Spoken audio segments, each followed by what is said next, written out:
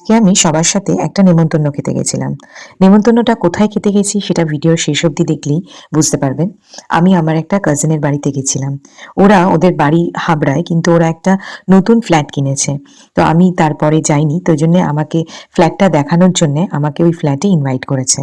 এদের সাথে সাথে সেই ফ্ল্যাটে রিয়া মাসিরও নেমন্তন্ন ছিল। রিয়া মাসি যদিও আমার সম্পর্কে মাসি হয়, কিন্তু ফটো ভিডিওস দেখে বুঝতেই পারছেন যে আমার সাথে বন্ধুত্বটা বেশি, তার কারণ বয়সের ডিফারেন্স খুবই কম।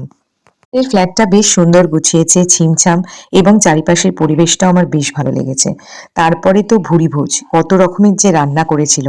আমরা সবাই মিলে একসাথে খেতে বসবো বলে টেবিল চেয়ার এবং ডাইনিং টেবিলের তোয়াক্কা না করে আমরা সবাই সেই আগেকার দিনের মতন মাটিতে বসে গেলাম। তারপরে ওদের ছাদে গিয়ে তো বেশ ভালো লেগেছে। প্রচুর প্রচুর গাছ করে রেখেছিল, এবং ছাদ থেকে, মানে ফ্ল্যাটের ছাদ থেকে অনেক দূর দেখা যাচ্ছিল। এইভাবে দিনটা কাটা।